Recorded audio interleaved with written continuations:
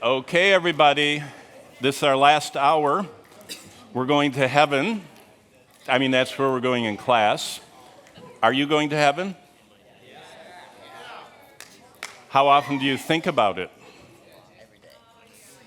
You know, the Bible in the book of Acts shows us an unstoppable group of people that you couldn't kill them, stone them, imprison them, or harass them enough to make them stop. Now, it's a little different than nowadays. What drove the early church? Life was so bad on earth that they couldn't wait for what? Heaven. Do you know what's happening to the church today? Life is so good on earth, heaven can wait. No, really. I'm talking about when they poll people in modern, normal churches. Heaven's great. Not right now. That's really how we feel. So I would like to, with you this morning, for our last hour together, our 20th hour together, go to Revelation 21 and 22. So that's where we are in the Bible. And I want to read to you, just briefly, what heaven's going to be like and point out a few of the things that we don't really think about sometimes. The first is, I saw a new heaven and a new earth. The Greek language is precise. God is precise. God wrote the New Testament in Greek and the Old Testament in Hebrew. Hebrew is an Oriental language. You understand there's Occidental and Oriental languages. Occidental is Western, Greek, European. Oriental is Eastern, kind of like Chinese. Hebrew is like that. All the Oriental language are picturesque. One Chinese character can mean, an entire sentence by one character. One Hebrew word is a picture. It's not as precise as Greek, it's picturesque. So how did the Lord write the New Testament? In Greek. And what we see here is, just in the very first verse 1, I saw a new heaven. There are two Greek words for new. New, different. New, the same. Those are two separate words. Now I'll show you. These are my favorite shoes. My son bought them for me. They're great. You can take them off, and without even looking, you can put them back on. And they have the spring in the back, and it pops up. They're called Kizik's. I get no profit for advertising them. I'm just telling you, I love them. Do you know what? I'll get a new pair of them. But they'll be new the same. They'll be black, because I like them, and they'll be Kizik's, because I like them. I'm not getting new Nikes, new hookahs or whatever. I don't know. There's so many shoes nowadays. There are all kinds of them. Do you understand? Heaven is going to be new just like the heavens and earth are now. That means grass will be green, not blue. Water will be the same. You understand what I mean? It's new, the same. That's what the Greek word is saying. So don't think of heaven as exotically different. It's just the best of everything you've ever enjoyed. Only it's going to be the ultimate perfection of that. So it goes on. The first heaven, the first earth had passed away. We don't even think about that. It doesn't just get moved over kind of like junk cars. And have you ever been out back of some places they have piles of trash and, all this stuff?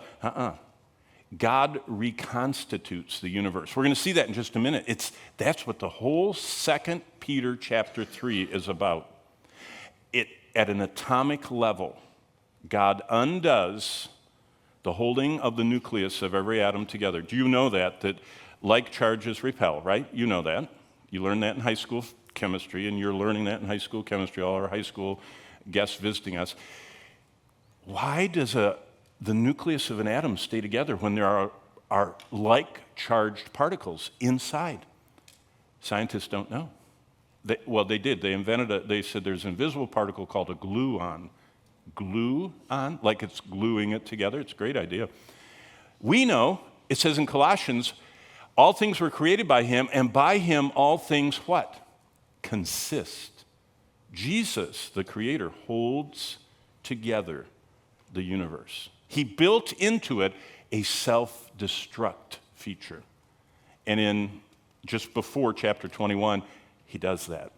And it says the whole universe implodes, dissolves, and he starts over. But when he starts over, it's new. And then I, John, saw a holy city, New Jerusalem.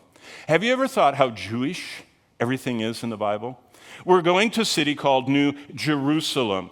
The king is called the King of the Jews, the Son of David. The 12 gates to get into the city, there are only 12 entrances into heaven.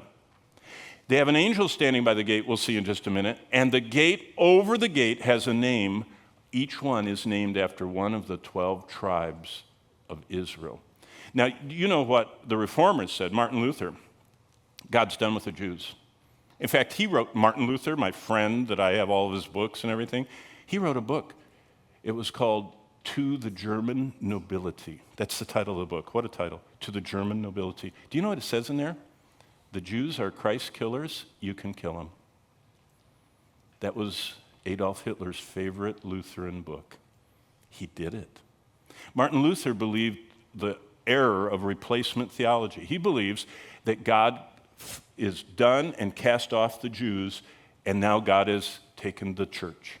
And the Jews, as far as he was concerned, could cease to exist. That's not a good thing. That's the only bad thing I can think about Martin Luther. Everything else is wonderful about him. It's because he couldn't figure this out. Why? That's why he didn't like to teach Revelation. Why are the gates the 12 tribes? Why is it every book in this Bible that you hold is somehow tied to a Jewish person? They gave us, Paul said, the oracles of God.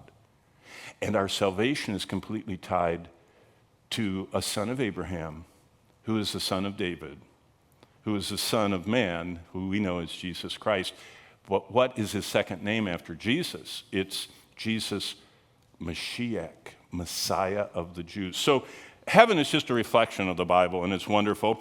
And it says, verse 3, behold the tabernacle of God, that's the tent of God.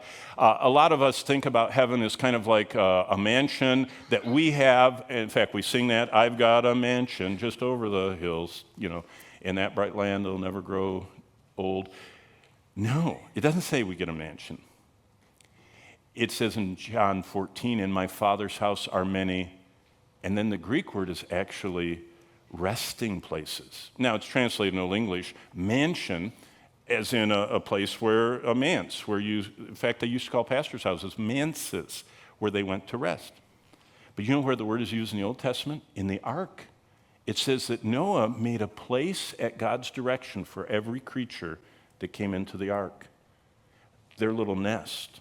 Actually, God is going to prepare a nest for us, but since we're not sleeping, we don't need a place to sleep. It's a meeting place.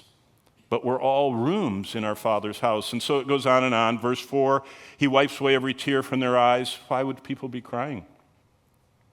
1 Corinthians 3 says that many people entering heaven are going to suffer loss because they lived their whole life for pleasure, for possessions, for status. Remember, we've covered all that. But he who sits on the throne, verse 5 says, I make all things new the same. Write these words are true and faithful. And he goes on, but look what he says. Verse 7, he who overcomes. Who's an overcomer? John answers that. Who's he that overcomes the world? But he that believes that Jesus is the Christ, the Son of God. An overcomer is a Christian. We already covered that. Who's not in heaven? Verse 8. Of chapter 21. The cowardly, the unbelieving, the abominable, the murderers, the sexually immoral, the sorcerers, the idolaters, and all liars. I call that the big 8. Those are the big, awful sins. They have their part in the lake of fire that burns with fire and brimstone, which is the second death. And then it goes on and starts describing heaven. Basically, if you look at what it is, it's everything that was precious on earth is precious in heaven, but bigger.